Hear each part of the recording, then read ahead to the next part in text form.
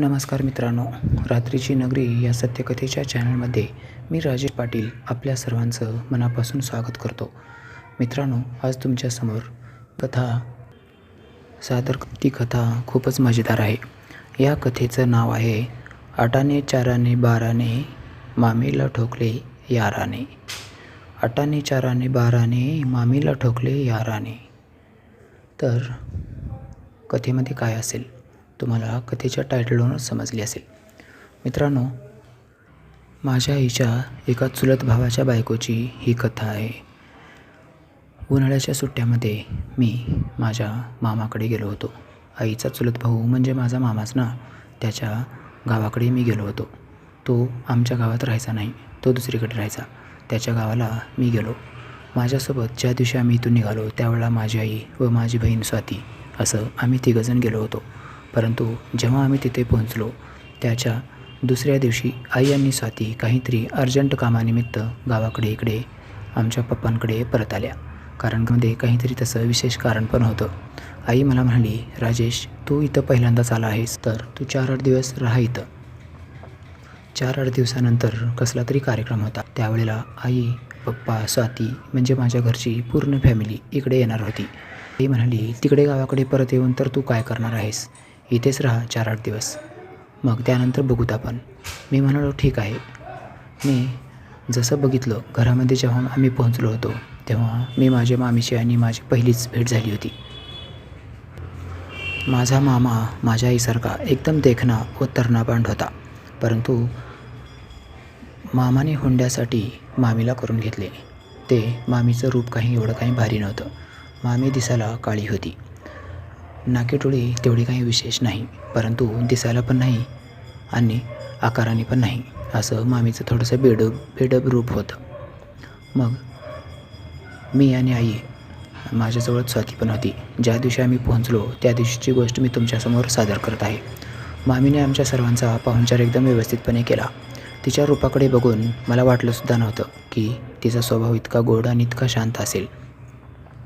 तिनं आम्हाला जरासुद्धा वेगळेपणाची जाणीव होऊ दिली नाही.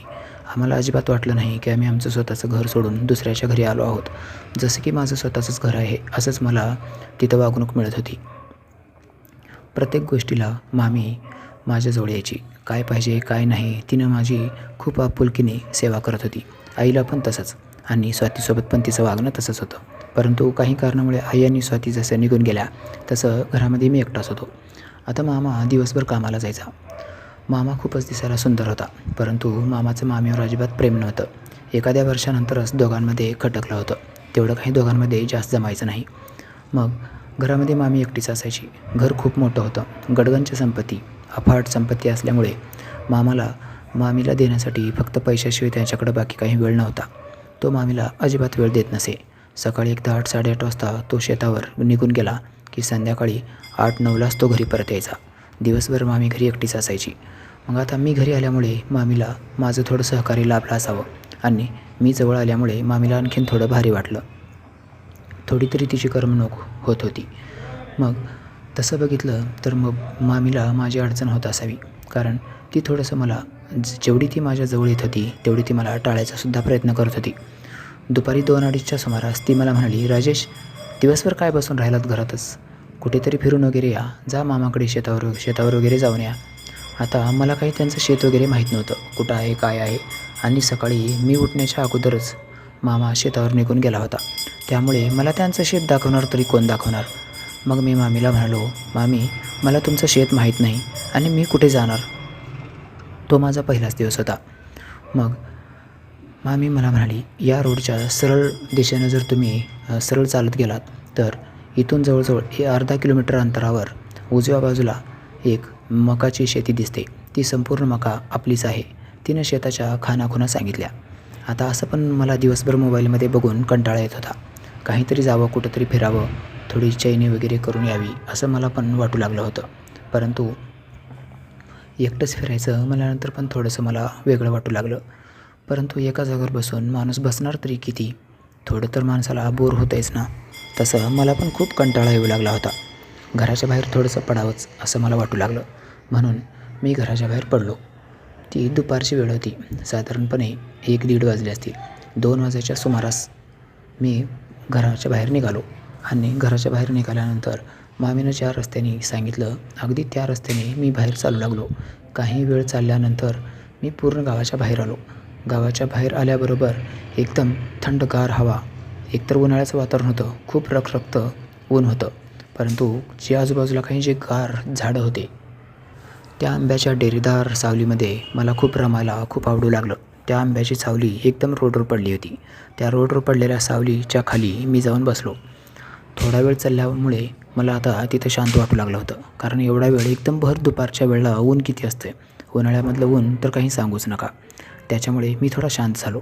काही बोलायचं किंवा काही करायचा काही विषयच नाही असं मला वाटलं. मी थोडा शांत बसलो, परंतु मला तिथं बसणं काही योग्य वाटत नव्हतं, कारण ती रस्ता एकदम रहदारीचा होता. परंतु खेडेगाव म्हणल्यानंतर तिथून काही वाहतूक नसते. एकदम मेन रोड होता, परंतु रहदारी कमी होती, लोक नव्हते. रहदारी म्हणजे मेन वागणुकीचा रस्ता होता असं म्हणायचे. तिथं त्या गावचा विकास पण खूप छान झालेला होता. एकदम डांबरी पक्की सडक होती ती. मला खाली आडवं पडायचं होतं.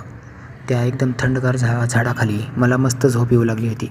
म्हणून मी ठरवलं आता कशाला हे करायचं आहे, इथं रोडवर पडण्यापेक्षा याच्या पलीकडे जी काही आंब्याची झाडं आहेत ती आंब्याची थाटी आहे, त्या आंब्याच्या थाटीमध्ये जाऊन थोडा वेळ आराम करावा असं मला वाटू लागलं. म्हणून मी त्या आंब्याच्या थाटीजवळ आराम करण्यासाठी चालू लागलो. काही वेळ चालत गेल्यानंतर मी त्या आंब्याच्या थाटीजवळ जाऊन पोहोचलो. त्या आंब्याच्या थाटीजवळ जाऊन मी बसलो. तिथं जी थंडगार हवा होती ती थंडगार हवा माझ्या मनाला मोहून टाकत होती. मला खूप मस्त वाटू लागलं. खाली एकदम काळीभोर जमीन आणि त्या काळ्याभोर जमिनीवर एकदम थंडगार सावली. आजूबाजूचं वातावरण एकदम उन्हामध्ये रखरख तापलेलं. हे सर्व काही पाहून मला अगदी कसं तरी वाटू लागलं. म्हणून मी तिथंच माझं अंग टाकलो आणि आडवा झालो. मित्रांनो, एकदम गरमीच्या दिवसामध्ये जर थंडगार हवेचं ठिकाण मिळालं तर आपला डोळा कधी लागेल काही सांगता येत नाही. आणि दुपारी मामीने मला भरपेट जेवू घातलं होतं. मस्तपैकी मी 2 ग्लास ताक पिलं होतं. आता खेडेगाव म्हणलं की ताकाचं कसं असतं तुम्हाला माहीतच आहे. जेवणासोबत 2 ग्लास ताक घेतल्यामुळे मला शिरशिरी आली आणि मी आता सुस्तावलो होतो. मला चांगली एकदम मस्त झोप येऊ लागली. मी असं तर तिथं कुठं जाऊन काय करणार होतो, कुठं जाऊन मला काही काम नव्हतं. त्याच्यामुळे इथं जरी झोपलो किंवा मामाकडे शेताकडे गेलो तरी मला काही फरक पडणार नव्हता. आणि कुठं जायचं शोधत इथंच आराम करू, 1-2 घंटे आराम करू असा विचार करून मी तिथंच आडवा पडलो. मी घराच्या बाहेर येण्याच्या अगोदरच मामी मला विचारल्या होत्या, तुम्ही घराकडे परत कधी येणार आहात? मी म्हणालो, मामी आता मी मामाच्या सोबतच येईन. शेत काही जवळ नाही, अर्धा-1 किलोमीटर दूर चालत जायचं आणि तिथून चालत यायचं, म्हणजे ते काही जवळ वाटत नाही. मी मामाच्या सोबतच येईन आणि संध्याकाळी घरी आल्यानंतर आपण सर्वजण मिळून जेवण करू असं मी मामीला सांगून आलो होतो. मग मामीसुद्धा मला हो म्हणली होती. मग इथं आल्यानंतर आता मामा घरला मला माहीत होतं. आदल्या दिवशी मामा घरी 8:30 पावणे 9 वाजता आले होते. आजसुद्धा मामा तसेच उशिरा येतील हे मला असा अंदाज वाटला. चांगलं 5-6 वाजता मामाकडे जावं आणि 1-2 घंटे त्यांच्यासोबत थांबून थोडंसं लवकर घराकडे यावं असं मी ठरवलं. माझ्या मनाशी जी गोष्ट मी ठरवली होती ती चर्चा करण्यासारखी काही नव्हती आणि कुणाला सांगणार ती मी. तसाच मी तिथं पडून राहिलो. काही वेळ पडल्यानंतर मी एकदम गाढ झोपी गेलो. जवळजवळ 2-2:15 वाजता मी झोपलो होतो. मला 4:30-5 वाजेपर्यंत माझा डोळा लागला. ते मला काही कसं झोप लागली, काय झालं मला काही समजलंच नाही. एकदम गाढ झोपेमध्ये मी व्यस्त होऊन गेलो होतो. मित्रांनो, त्या गाढ झोपेमध्ये मी एकदम रिलॅक्स झालो. माझ्या शरीराला झोपेची खूप गरज होती, कारण आदल्या रात्री नवीन ठिकाणी मला कधी झोप येत नाही. त्याच्यामुळे आदल्या रात्री मला काही तिथं जास्त झोप लागली नव्हती. तरीसुद्धा आई आणि स्वाती माझ्यासोबत होत्या. तरीसुद्धा मी नवीन जागा असल्यामुळे व्यवस्थितपणे झोपू शकलो नव्हतो. आणि आता मात्र मी इथं एकदम रिलॅक्स झालो होतो. एकदम रिलॅक्स झोपी गेलो होतो. मला माझ्या मनामध्ये आनंदाच्या उकळ्या फुटल्या. मला खूप छान वाटलं. काय यार, गोव्याला गेल्यासारखं वाटतंय असं मी उठून बसल्यानंतर मनाशीच बोललो. एकदम प्रसन्न वातावरण. आता सूर्य मावळतीकडे झुकला होता. ऊन थोडं कमी झालं होतं.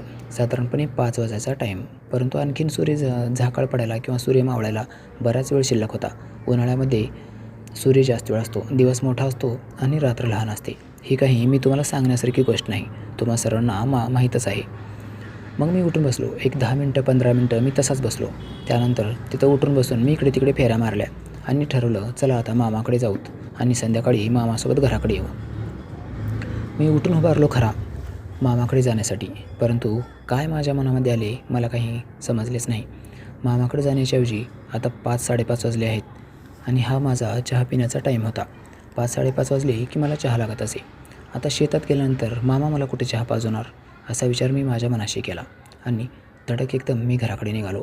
घराकडे निघाल्यानंतर काही वेळच म्हणजे थोड्याच अंतरावर ते गावाच्या बाहेर मी येऊन त्या झाडाखाली झोपलो होतो. अगदी थोडा वेळ चालल्यानंतर माझं घर आलं. घराच्या जवळ आल्यानंतर मी वळलो. जसं मी बघितलं तसं घराच्या काही अंतरावरूनच मला घरामध्ये थोडंसं वेगळंच वातावरण वाटत होतं. घराची कळा अंगण सांगतं असं म्हणतात, तसंच माझं पण माझी छटी इंद्री मला काहीतरी सेन्स करत होती. काहीतरी विचित्र आहे असं मला वाटू लागलं. कारण मला एकट्याला मामीनं घराबाहेर का काढलं असेल, काहीतरी निश्चितच आहे. मामाचं आणि मामीचं एवढं काही प्रेम नाही हे पण मी बऱ्याच वेळा ऐकलं होतं. मामाचं मामीचं जास्त जमत नाही, दोघांमध्ये नेहमी भांडणं होतात, ह्या पण गोष्टी माझ्या कानावर होत्या. त्याच्यामुळं मला कदाचित वाटू लागलं कदाचित मामीचं अफेअर वगैरे तर नसेल ना, तिचा कोणी मित्र वगैरे तर दुपारी घरी येत नसेल. काय असेल काय नाही असे अनेक प्रकारचे तर्कवितर्क करत मी हळूहळू घराजवळ पोहोचलो. आता एकदम गेल्यानंतर मी धडधड दरवाजा वाजवायचं सोडून हळूवारपणे घराच्या पाठीमागच्या खिडकीकडे गेलो आणि खिडकीतून आतला नजारा पाहू लागलो. कारण माझ्या मनामध्ये जो संशय होता तो मला प्रत्यक्षात बघायचा होता. माझ्या मनामध्ये संशय येत आहे की खरोखर काय असेल असं माझ्या मनात वाटत होतं. माझ्या मनामध्ये संशय असल्याने तो संशय खरा की खोटा हे पाहण्यासाठी मी मामीला चेक करणार होतो. म्हणून मी गुपचूप पाठीमागच्या खिडकीजवळ गेलो. पाठीमागच्या खिडकीजवळ जाऊन मी जसं बघितलं तसं सुदैवानं ती खिडकी उघडीच होती. त्या खिडकीचा अर्धा पट लावलेला होता. मी त्या अर्ध्या पटाला हळूवारपणे बाहेर खेचणार होतो, परंतु माझ्या मनामध्ये थोडी भीती वाटली. कारण बऱ्याच वेळेला खिडकीचे पट उघडत असताना कर्र कुर्र किर्र असे काहीतरी विचित्र आवाज येतात. कारण त्या खिडकीचे पट गंजलेले असतात.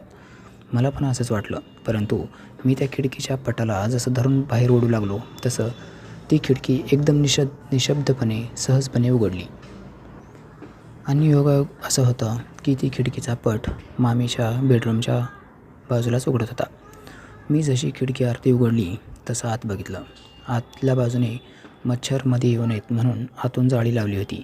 त्या जाळीमुळे मला तेवढं काही स्पष्ट दिसत नव्हतं, परंतु त्या जाळीतून मी जाळीच्या जसा जवळ डोळा घेऊन गेलो तसं आतलं दृश्य मला दिसलं आणि दुसऱ्या क्षणाला माझी छाती धडधड करू लागली. माझ्या अंगावर एकदम काटा उभा राहिला. मला खूप टेन्शन आलं. काय यार, हे काय बघतोय मी? मामी एकदम उघडीच त्या पलंगावर पडली होती आणि एक पुरुष तिच्या अंगावर ओहनवा होता. त्या दोघांमध्ये क्रिकेटचा खेळ चालू होता.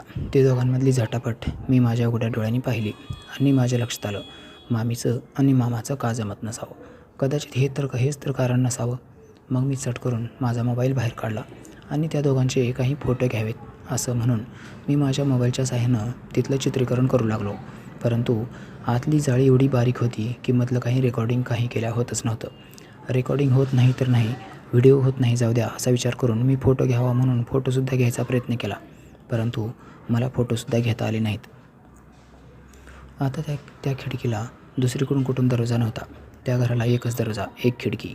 ती खिडकी असून पण काही कामाची नाही आणि आतून बाहेरचं काही जास्त व्यवस्थित दिसत नाही हे माहीत असल्यामुळंच तिनं ती खिडकी अर्धी उघडी ठेवली असावी. एक तर हवा येते आणि दुसरं आपल्याला उजेड पण येतोय. अशा दोन कामासाठी ती खिडकी उघडी असावी. आणि सरासरी मामाचं घर खूप मोठं, आजूबाजूला भलं मोठं कंपाऊंड, त्यामुळे त्या कंपाऊंडच्या बाहेरून आत कोणी यायचा प्रश्नच नाही. कोणी आलं तर आपल्या घरचंच, आजूबाजूच्या लोकांची कोणाची नजरसुद्धा त्या खिडकीवर पडत नसे. अशी एकदम मामाने व्यवस्थितपणे चिरेबंदी वाडा बांधला होता. त्या चिरेबंदी वाड्यामध्ये हा राजरोसपणे खेळ मामी करत होती. आता मी जे काही बघितलं ते फक्त मी बघितलं होतं, त्याचा कसलाच पुरावा मला संग्रही करता येत नव्हता. मित्रांनो, काय करावं मला काही सुचत नव्हतं. मग मी सरळ समोरच्या दर्जाने जायचं ठरवलं. मग मी समोरच्या गेटकडे आलो. बघितलं तर मधून भलं मोठं कुलूप. आता काय करणार? दरवाजा खणखण वाजवावा तर कुटाणा वेगळाच. मामीचा जो खेळ होता तो विस्कळीत झाला असता. आता अशा कार्यक्रमामध्ये कोणाला डिस्टर्ब करायचं मला इच्छा होत नाही किंवा माझा मूड पण होत नाही. मग मामी तर मजा घेतेच, घेऊ द्या, आपल्याला काय करायचं आहे, तिचं रोजचंच असेल. मी काय आज आलो आहे, मी आज येऊन आजच्या आज जर त्यांच्या कामामध्ये व्यत्यय आणला तर मामी मला पण बरं बघणार नाही. माझं आणि मामीचं जे काही बस्तान बसत होतं ते लवकरच विस्कळीत होईल असं मला वाटलं. म्हणून मी जरा शांत बसलो. आणि एकतर मामाचं नवीन गाव आणि मला रात्री खेळ झोप येत नसे. मला काहीतरी करमणूक लागायचीच. एक पण रात्र अशी जायची नाही. आता इथं कोणीच नसल्यामुळे ह्या गोष्टीची मला खूप अडचण होईल हे सुद्धा मला माहीत होतं. परंतु स्वतःवर विश्वास होता. माझी कुठेतरी मी जुगाड लावू शकतो हे मला माहीत होतं. मामीबद्दल माझ्या मनात असा काहीच विचार, परंतु मी लवकरच कुठेतरी माझी जुगाड लावेन एवढं मात्र मला माहीत होतं. म्हणून मी अगदी शांतपणे बसलो होतो. आणि या सर्व गोष्टीचा मला खूप आता कंटाळा आला होता. त्यामुळं 4-8 दिवस जरी काही नाही मिळालं तरी पण मी रिलॅक्स राहायचं असा विचार करूनच मी इथे मामीकडे मुक्कामाला थांबलो होतो. मित्रांनो, मी तिथंच बाजूला असलेल्या एका मोठ्या दगडावर बसलो आणि मामी कधी गेट उघडते याची वाट पाहू लागलो. मित्रांनो, कथा कशी वाटली? कथा तुम्हाला नक्की आवडेल, कारण ही एकदम सत्य कथा आहे. कथा जर आवडली तरच लाईक करा, कारण तुमचे जेवढे लाईक येतील तेवढा लवकर कथा पोस्ट करेन. आणि हो, आपण जर आपल्या चॅनलवर आत्ता पहिल्यांदाच आला असाल तर अशाच प्रकारच्या रोचक, मस्त आणि एकदम मादक कथा ऐकण्यासाठी आपल्या चॅनलला सबस्क्राईब करा. आपल्या चॅनलचं व्हॉट्सअप चॅनल पण चालू झालेलं आहे. त्या व्हॉट्सअप चॅनलची लिंक पण मी तुम्हाला टाकणार आहे या कथेच्या डिस्क्रिप्शन बॉक्समध्ये. चला मित्रांनो, मी इथं थांबतो. पुढची कथा लवकरच घेऊन हजर होईन. Bye bye.